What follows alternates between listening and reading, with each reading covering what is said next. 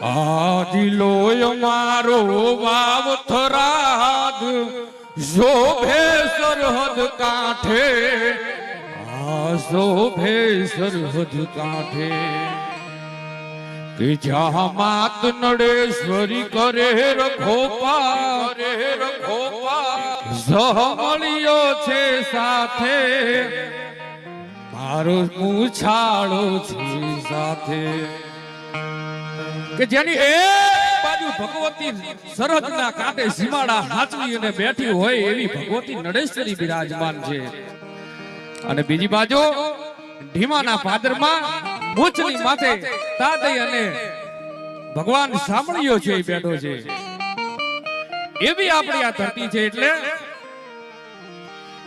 જ્યાં માત નડેશ્વરી કરે રખોપા કરે રખો